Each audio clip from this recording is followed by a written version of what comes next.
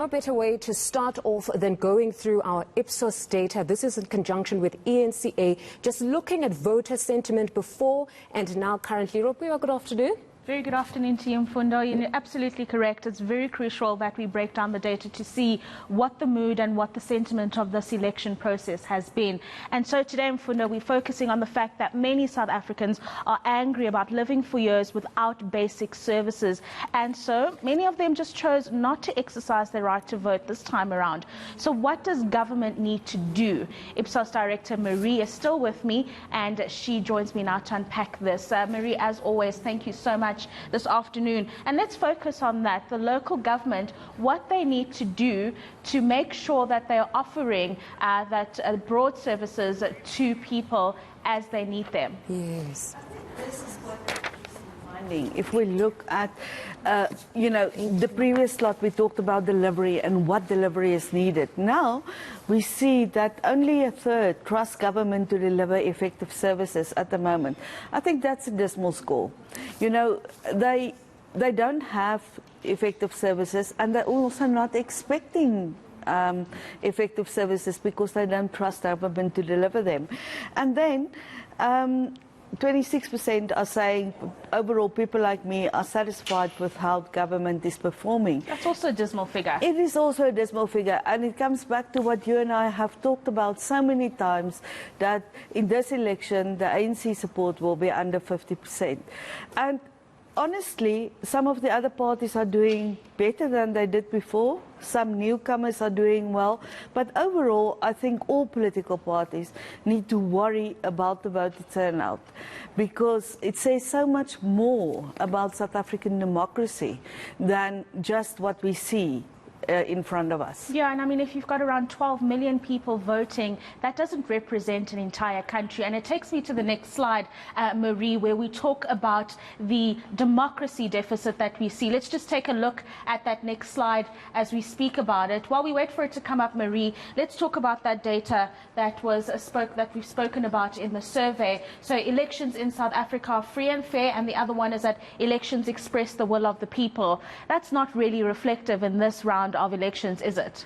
No, it isn't effective in the practice, but it was also not reflective in the theory, because here you can see that less than half of people are agreeing with these two very, very basic democratic principles, that your elections should be free and fair, and they should express the will of the people. So I think political parties went one way and the voters went the other way. It's time that we get together again. And how do we do that? Is it going to be something that's done by people voting for new parties and trying something new? What needs to be done so that we can all be walking in the same direction, as you've just said? I think parties need to take a very, very good look at themselves. We can't just say, let's start over. We are too far down the line to just start over. But parties need to take a very good look at what they do, what they deliver, and more importantly, almost what they don't deliver, and what people are saying about them. A lot of times you say, there's comments about parties, and the parties will say, yeah. It's happening, but they don't really take it to heart. And I do think all political parties in this country need to take a serious look at how they serve the people of South Africa, because that is what they are. They're servants of the people of this country. Yeah, and that's going to be very difficult. And let me tell you one of the reasons why, Marie. Let's take a look at the next slide here when we speak about the difficulty of running a country with the advent of the pandemic. And that's just one example. The entire world is changing. Things are starting to work differently. And so governments are going to need to learn to adjust to those changes. Yeah. And what did people think of government's handling of COVID-19? I mean, it's something that's new for everyone. These are the first elections we've had in a pandemic. So talk us through this particular data. Yeah, and Rafiwa, as you said, it is not only our government that struggles with this. This is all over the world that people are struggling with this issue. So if there's any salvation in this, we're not alone. So managing the COVID pandemic, 37% saying that the government's doing that well. And that's also a very low number. Very low but number. I agree. But I suppose it's because it was a first time for everybody. No one really knew how to deal with it. But managing the rollout of the vaccine, at least it's more people who say that the rollout of the vaccine is working well.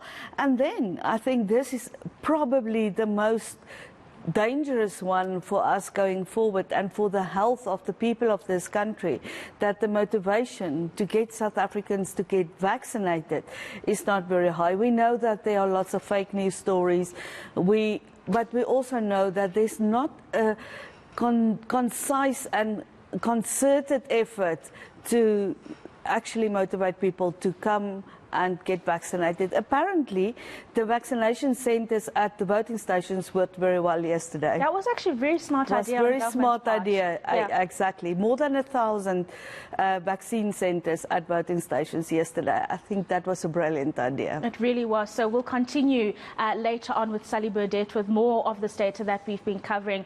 Funda, some very, very interesting insights that are coming out of these elections. A dismal voter turnout, really not representative of the entire South African cohort. But people are apathetic and they're tired of not getting what they need from their government. So many of them have just given up, essentially. No, very disturbing, I must say, Ropiwa, because if this is not a reflection of the majority of our citizens, then it's problematic, because it essentially says to us that the biggest vote was the no vote. That's right. Very concerning. Hopefully, government is actually watching and knows that they've got a lot to do to deal with these disillusioned people. Absolutely. But now we cross